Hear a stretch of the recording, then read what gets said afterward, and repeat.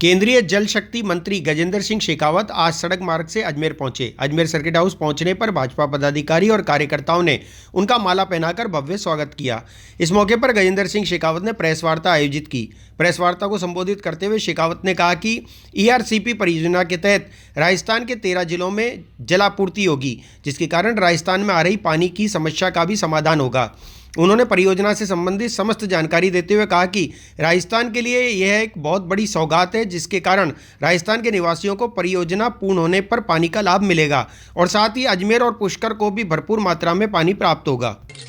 Bharatiya Janata party जिला अजमेर द्वारा आयोजित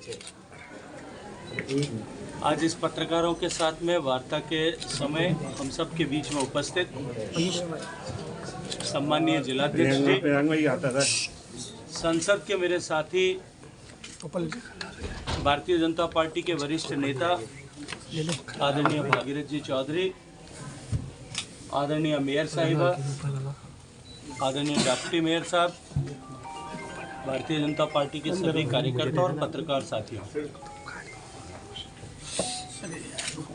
भारतीय जनता पार्टी की एक बड़े बहुमत की सरकार राजस्थान में बनी है। चुनाव से पहले भी हमने कहा था कि राजस्थान के हितों के ऊपर जिस तरह से कुठाराघात पिछली सरकार ने किया था और राजस्थान जैसा प्रदेश जो असीम संभावनाओं से भरा हुआ है, उस प्रदेश को जिस तरह से भ्रष्टाचार की अपेक्षा और आकांक्षा के चलते हुए हर मोर्चे पर विफल किया गया था। चुनाव के पूर्व भी हमने बार बार कहा था कि राजस्थान की जनता अब की बार इस कांग्रेस के कुराज को उखाड़ कर भी फेंक देगी। मैं आप सब मीडिया के मित्रों के माध्यम से अजमेर के सभी लोगों को भारतीय जनता पार्टी की बड़े बहुमत की सरकार बनाने के लिए बधाई देना चाहता हूं। अजमेर के लोगों का अभिनंदन करना चाहता हूं, धन्यवाद करना चाहता हूं। मित्रों, सरकार बनने के साथ ही हमने जो वादा किया था अपनी घोषणा पत्र के माध्यम से भी और विभिन्न नेताओं ने अपनी बातचीत के समय में भी जो वादा किया था, हमने उन वादों पर काम करना प्रारंभ किया है। मैं अपनी बात कहने से पहले अभिनंदन करना चाहता हूं माननीय मुख्यमंत्री जी का कि उन्होंने जिस तरह से युवाओं की अपेक्षा के अनुरूप जो भारतीय जनता पार्टी ने अपने संकल्प पत्र में भी कहा था कि भर्ती का घोटाला, जिसको लेकर अजमेर में भी भारतीय जनता पार्टी ने एक बड़ा आंदोलन किया था, प्रदेशव्यापी आंदोलन किए थे और पेपर लीक, इन दोनों की जांच के लिए एक स्पेशल इन्वेस्टिगेशन टीम SIT गठित करेंगे। SIT गठित किए और एक भी ऐसा व्यक्ति, अपराधी या आपराधिक गिरोह जो इस तरह के पेपर लीक घोटाले में लिप्त था, उसे अपने किए की सजा भुगतना पड़े। एक भी ऐसा अपराधी शेष न रहे और राजस्थान में इस तरह की परिस्थिति दोबारा न बने, इसको सुनिश्चित करने के लिए SIT के माध्यम से और SIT से आगे यदि आवश्यकता पड़ती है तो उससे भी आगे केंद्रीय जांच एजेंसियों से जांच करा करके हम युवाओं को न्याय भी दिलाएंगे और भविष्य में पारदर्शी तरीके से भर्ती हो सके, इसे सुनिश्चित करेंगे। माननीय मुख्यमंत्री जी ने SIT का गठन किया है।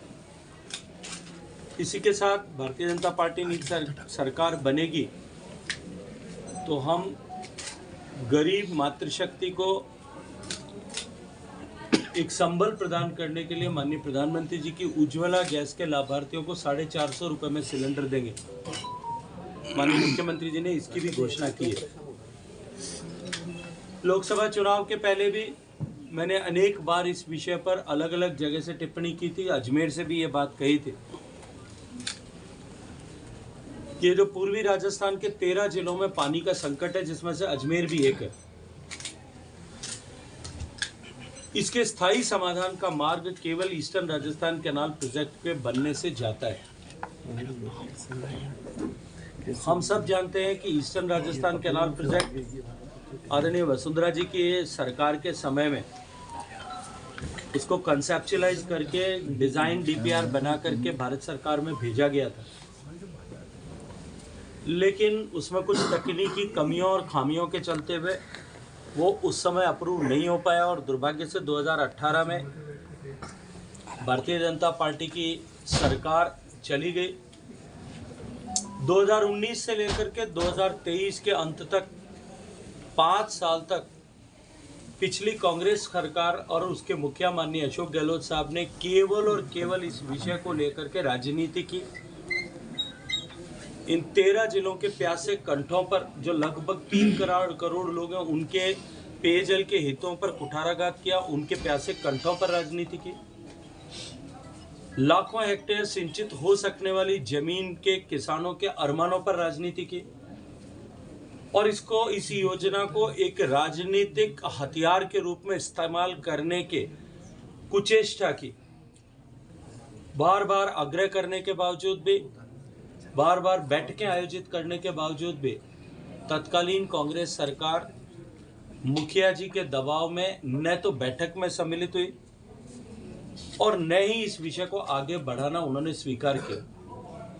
उल्टा अपनी राजनीतिक आकांक्षाओं की पूर्ति करने के लिए उन्होंने माननीय प्रधानमंत्री जी के लिए भी अशोभनीय शब्दों का प्रयोग किया और मुझे तो नकारा, निकम्मा और अकर्मण्य और पता नहीं कितनी तरह के विभूषणों से, आभूषणों से विभूषित करने का काम किया। लेकिन चुनाव से पहले भी मैंने पूर्वी राजस्थान के लगभग सब जिलों में जाकर के प्रेस के साथियों से बातचीत की थी। समाज के सारे ऐसे विशिष्ट जनों से बातचीत की थी, समाज के इन्फ्लुएंसर से बातचीत की थी, पार्टी के कार्यकर्ताओं और पदाधिकारियों से भी बातचीत की थी और उन सबको इस विषय को स्पष्टता के साथ में बताया था कि जो पूर्ववर्ती अटल जी के समय में बनी हुई पार्वती काली सिंधु चंबल परियोजना और वसुंधरा जी के समय में बनी हुई ईस्टर्न राजस्थान कैनाल परियोजना, इन दोनों को जोड़ करके हमने एक इंटीग्रेटेड लिंक बना दिया।